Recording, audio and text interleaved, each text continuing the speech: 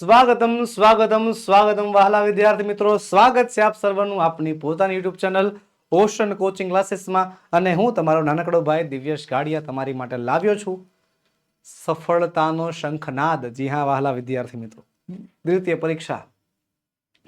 પરીક્ષા માટે અતિશય ઉપયોગી એવા શંખનાદ પેપર સેટ જે આપણી YouTube channel ocean coaching classes દ્વારા લોન્ચ કરવામાં આવ્યા છે, જેમાં આજે આપણે જે છે આપણા અભ્યાસક્રમને આગળ વધારવાનો છે. આજે આપણે ભણીશું, આજે આપણે સોલ્વ કરીશું પેપર નંબર 1 સેક્શન બી, આપણો પ્રિય વિષય અંગ્રેજી. જી હા, સફળતાનો શંખનાદ. અને એ શંખનાદની અંદર જે છે સરસ મજાનું પેપર સેટ, અને એ પણ સંપૂર્ણ સમજૂતી સાથે ભણવાની તૈયારી સાથે. ચાલો કરીએ શરૂઆત સેક્શન બી ની. હા, અગાઉ આપણે પેપર નંબર 1 નો સેક્શન એ ભણી ચૂક્યા છીએ. જો તમે તેના વિડીયોઝ નથી જોયા તો તેની લિંક નીચે વિડીયોના ડિસ્ક્રિપ્શન બોક્સમાં તમને આપી હશે, તેને જરૂરથી જોઈ આવજો. તો ચાલો શરૂ કરીએ સેક્શન બી. શું કહે છે? પહેલો પ્રશ્ન છે, read the following stanzas and answer the question. કે નીચેના સ્ટાન્ઝા એટલે કે કાવ્ય પંક્તિઓ વાંચો અને એના આધારે સવાલોના જવાબ આપો. અને 2 ગુણનો પ્રશ્ન છે. કેટલા ગુણનો? માત્ર ને માત્ર 2 ગુણનો. ઓકે, હવે છે વસ્તુ એવી કે ભાઈ પોયમ નંબર 1 અને પોયમ નંબર 2 બંને પૂછાઈ શકે.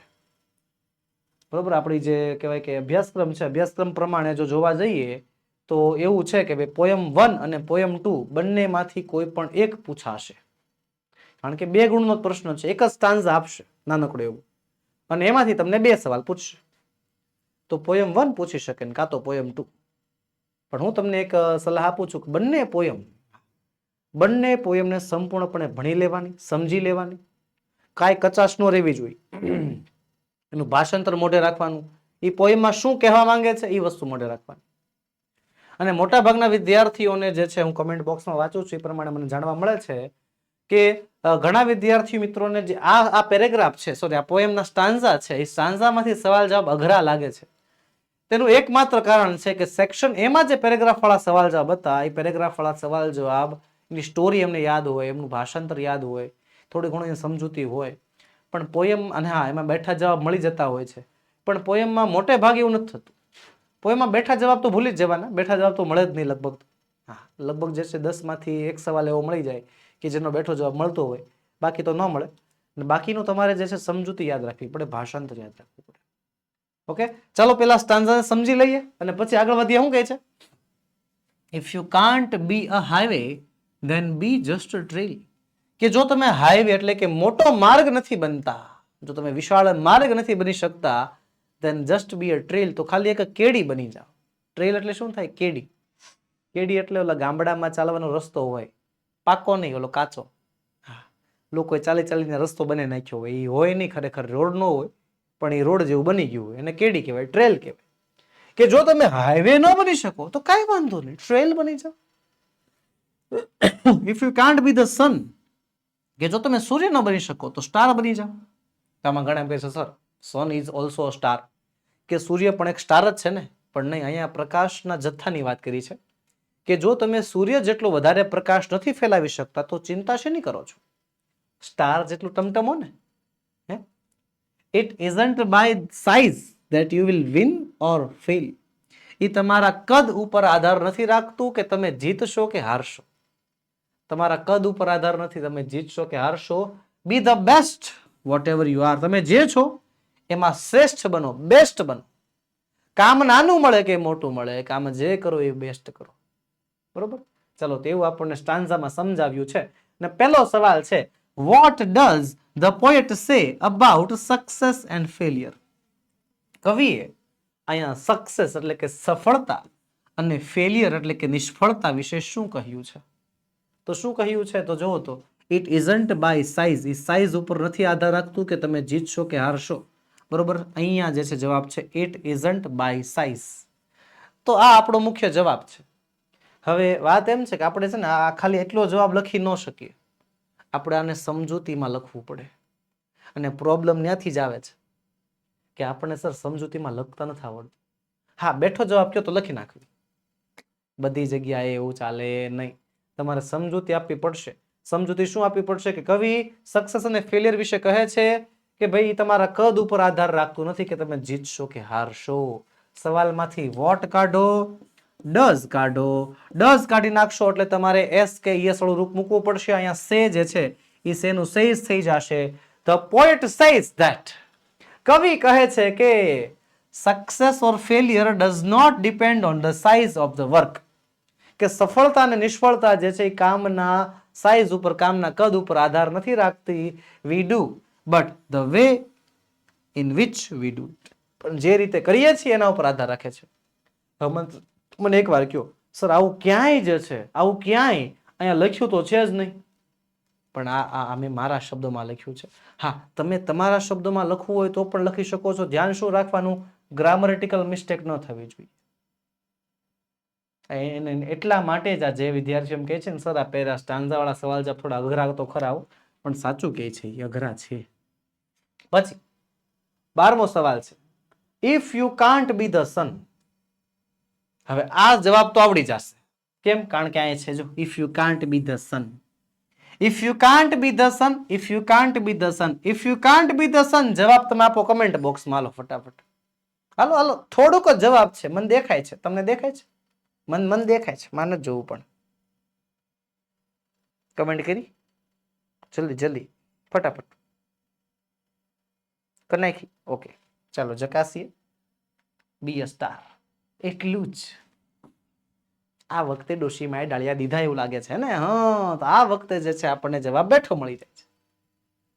યાદ રાખવું, તૈયાર રહેવું.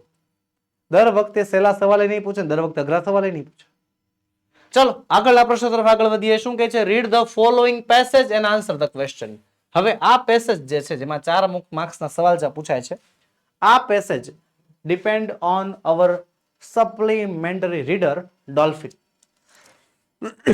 આપણું જે એસઆર છે, આપણું જે સપ્લિમેન્ટરી રીડિંગ છે ડોલ્ફિન, એમાંથી જે છે આપણને આ પ્રશ્ન પૂછાય છે. એક પેરેગ્રાફ આપ્યો હોય છે, પેરેગ્રાફમાંથી તમારે 4 ગુણના સવાલ જવાબ જે છે લખવાના હોય છે. તો ચાલો પેલા પેરેગ્રાફનું વાંચન કરીએ, સમજીએ. Read the following passage. June 18, 2003 ની આ વાત છે ને. વોઝ અ બ્રાઇટ ડે, કારણ કે જૂન મહિનો ને એટલે તડકો તો હોવાનો જ છે. Bright day. The river Machhu was in flood due to heavy rains. ભારે વરસાદના કારણે જે મચ્છુ નદી હતી એમાં પૂર આવ્યું હતું, ફ્લડ આવ્યું હતું. જયરાજ જે 13 વર્ષનો હતો, નાગરાજ જે 10 વર્ષનો હતો અને જોરુ જે 12 વર્ષનો હતો, were bathing at the check dam. એ ચેક ડેમમાં નાતા હતા નિયર સુરેન્દ્રનગર. સુરેન્દ્રનગર નજીક એક ચેક ડેમ આવ્યો હતો, એમાં નાતા હતા. તમે નાયા છો કોઈ દી? આપણે થોડીક વાર નાટકાવીએ. મને જરા કમેન્ટમાં કેમ તમે નાયા છો ચેક ડેમમાં? નાતા તો રોજ હોય, પણ ચેક ડેમમાં કે નદીમાં નાયા છો? અને જે નો નાયા હોય ને, હું એમ કહું છું જીવનમાં એકવાર એ અનુભવ કરજો. મજા આવે, આનંદ આવે. ગામડામાં નાનકડી નદી હોય ને એમાં નાવા જવાનું, પણ ઊંડામાં નહીં જવાનું. ખાસ એ વસ્તુ ધ્યાન રાખવાની. પાછો કોઈ શેત્રુંજીમાં નાવા ન જતા, એમાં તણાઈ હોતી જશો. નાની નદીમાં જવાનું નવા, બરોબર? અમારા ગામડા નદીમાં અમે નાવા જતા. અને ફરક કેટલો ખબર છે? જો આપણે અહીંયા સ્વિમિંગ પુલમાં કે ફાર્મમાં નાવા જઈએ ને, એમાં પાણી સ્થિર હોય, બરોબર? એમાં ખાલી જે આપણું હલનચલન થતું એના કારણે પાણી હલતું હોય. નદીનું પાણી ના ડેમનું પાણી સતત વહેતું હોય, અને વહેતા પાણીમાં આપણે ઊભું રહેવાનું હોય.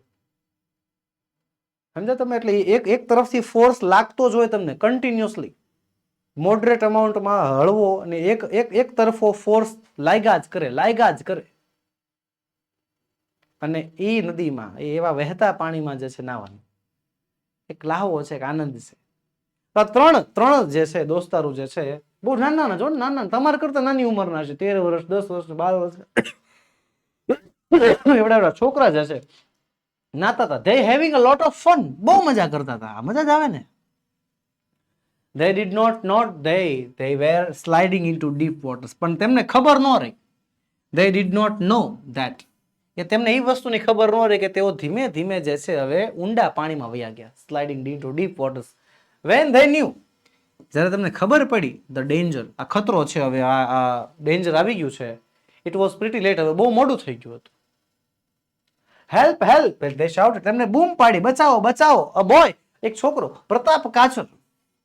એક પ્રતાપ ખાચર નામનો છોકરો જે 14 વર્ષનો છે, તમારે જેવડો. હા, વોઝ પાસિંગ બાય, એ ત્યાંથી ખાલી પસાર થતો હતો. he heard their crisis for help, એણે આમ મદદ માટેની બૂમો સાંભળી. And quickly jumped into the water, અને તરત જ કૂદકો માર્યો, સીધો પાણીમાં ગયો. તરત જ બચાવવા માટે દોડવા જ માંડ્યો, એટલે સીધો પાણીમાં કૂદકો માર્યો. He was not a good swimmer. હવે જે પ્રતાપ જે છે એ ત્રણને બચાવવા માટે પડ્યો છે, પાછું એને એટલું બધું ખાસ તરત આવડતું નથી, તકલીફ છે. He was not a good swimmer but he struggled a lot, પણ એને બહુ મહેનત કરી. And finally brought all the children safely out, અને બધા બાળકોને જે છે સુરક્ષિત બચાવી લીધા. થસ, જેથી Pratap Kachar the young boy of Gujarat, આવી રીતે પ્રતાપ કાચર કે જે ગુજરાતનો એક યુવાન બાળક હતો, સેવડ 3 પ્રિસિયસ લાઈફ, એને 3 કિંમતી જીવન બચાવ્યા પોતાની હિંમતના કારણે. હાલો પહેલો સવાલ, હવે રેડી, પેરેગ્રાફ સમજાઈ ગયો કમ્પ્લીટ. પહેલો, why was Machchhu in flood, શા માટે વોઝ એટલે કે હતું, the Machchhu in flood, Machchhu નદીમાં પાણી, ફ્લડ એટલે કે પૂરનું પાણી. શા માટે મચ્છુ નદી પૂરમાં હતી, શા માટે મચ્છુમાં પૂર આવ્યું હતું? કેમ સર એવું તો ક્યાં લખ્યું છે? ભારે વરસાદ. યસ, જો લખીશું the river Machhu was in flood due to heavy rains. જવાબ મળે છે બેઠો.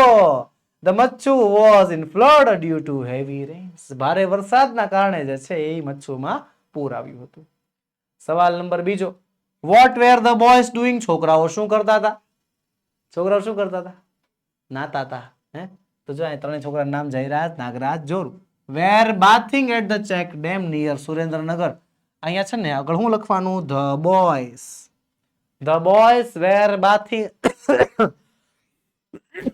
the boys were bathing, yes, the boys were bathing at a check dam near Surendranagar and having fun. હા, having lot of fun છે ને, બહુ મજા કરતા હતા. પછી what did the boy not realize, ચાલો આની વારી તમારી, કે છોકરાઓને શું રિયલાઇઝ ન થયું, છોકરાને શું સમજાણું નહીં. અને આમાં પણ એક છે ને બહુ નહીં એટલે 50 થી 40% વિદ્યાર્થીઓની ટેવ કે સવાલમાંથી એક અઘરો શબ્દ ગોતી લે, રિયલાઇઝ, અને પછી એને આખામાં ગોતા કરે, ક્યાં છે રિયલાઇઝ. નથી સર, નથી, કોરો મૂક દે, ન આવડે. સમજો ને, એ શબ્દોને સમજવાનો પ્રયત્ન તો કરો. રિયલાઇઝ એટલે થાય છે સમજાવું. તો અહીંયા ધે ડીડ નોટ નો, અહીંયા રહ્યું. શું નહોતું સમજાણું? કે that they were sliding into deep waters, કે તેઓ ધીમે ધીમે ઊંડા પાણીમાં વહી ગયા. એ એને નહોતું સમજાણું. વોટ કાઢ નાખો, ડીડ કાઢ નાખો. ડીડ કાઢ નાખો એટલે શું કરવું પડે? વાક્યમાં ભૂતકાળ કરવું પડે. રિયલાઇઝ નું થઈ જશે રિયલાઇઝડ. પણ જો ડીડ અને નોટ બંને રહેવા દેવાનું હોય, નોટ હોય તો ડીડ અને નોટ બંને રહેવા દેવું પડે. તો ડીડ નોટ ભલે રહ્યું, ધ બોયઝ ડીડ નોટ, તો V1 નું V1 રહેવા દેવું પડે, કારણ કે ડીડ સાથે V1 આવે. The boys did not realize they were sliding into deep waters. તે ઊંડા પાણીમાં જઈ રહ્યા છે, એનો ખબર રહી. પછી what did પ્રતાપ do? પ્રતાપે શું કર્યું? તો જો પ્રતાપે શું કર્યું? તો ભાઈ he heard their crisis for help and quickly jumped into the water. તરત જ કૂદકો માર્યો, એની જગ્યાએ પ્રતાપ લખ નાખવાનો. Pratap કાચર jumped into the water, પાણીમાં કૂદકો મારે છે. and despite being a poor swimmer, જો કે એટલો બધો સારો ખેલાડી હતો નહીં, તરવૈયો નહોતો, saved the 3 boys from bringing them to safely out, બહાર કાઢે સુરક્ષિત રીતે. આગળ છે, આગળ વધીએ એની પહેલા ખાસ નોંધ વહાલા વિદ્યાર્થી મિત્રો, શંખનાદ પેપર સેટ. જી હા, શંખનાદ પેપર સેટ તમારા માટે લોન્ચ થઈ ચૂક્યા છે. ધોરણ 9 અને ધોરણ 10, ધોરણ 9 અને ધોરણ 10 ના વિદ્યાર્થીઓ માટે ખાસ ઇમ્પોર્ટન્ટ એવા, ખાસ ઉપયોગી એવા શંખનાદ પેપર સેટ રિલીઝ થઈ ચૂક્યા છે. માત્ર ને માત્ર આપણી YouTube channel ocean coaching classes પર તમને તેનું સંપૂર્ણ સમજૂતી સાથેનું સોલ્યુશન મળશે. અને હા, મેઇન વસ્તુ આ પેપર સેટની ખાસિયત કહું તો બધા પેપર સેટ બ્લુ પ્રિન્ટ પ્રમાણે છે. જી હા, નવી જે ગવર્મેન્ટની બ્લુ પ્રિન્ટ આવી છે એના આધારે છે. દ્વિતીય પરીક્ષા માટે અતિશય ઉપયોગી છે. મોસ્ટ ટાઈમ પી સવાલો લીધેલા છે, વીણીને દરેક વિષયના પ્રશ્નપત્રો છે ને દરેક વિષયના પ્રશ્નપત્રોનું સંપૂર્ણ સોલ્યુશન PDF ફોર્મેટમાં અને વિડીયો ફોર્મેટમાં, બંને ફોર્મેટમાં અવેલેબલ છે. વિડીયો ફોર્મેટ તમે ભણી રહ્યા છો અને PDF ફોર્મેટ જોતું છે, PDF સોલ્યુશન જોતું છે, મળી જશે. આપણો મોબાઈલ નંબર 7046222254 પર કોન્ટેક્ટ કરો. આજે જ કોન્ટેક્ટ કરો અને આજે જ મેળવો. એપ્લિકેશનમાંથી ડાયરેક્ટ ડાઉનલોડ કરવું છે તો પણ થઈ જશે. આપણી એપ્લિકેશન છે ઓશન કોચિંગ ક્લાસીસ, એમાંથી તમે જે છે ડાયરેક્ટ ડાઉનલોડ કરી શકો છો. ચાલો આગળ વધીએ. Read the following data and answer the question. ડેટામાંથી સવાલ જવાબ કેટલા ગુણના? 4 ગુણના. ને ડેટા વાળા સવાલ જવાબમાં તકલીફ પડે એ કે ભાઈ છોટું જવાબ મળી જાય, મોટું જવાબ નથી આવડતો. પણ કાંઈ નહીં, હું છું ને, ચાલો શીખવાડું. પેલા વાંચવાના data. Sale sale sale, Anupam collection. 20% off on all saris, 20% off, બધી સાડી ઉપર 20% ડિસ્કાઉન્ટ.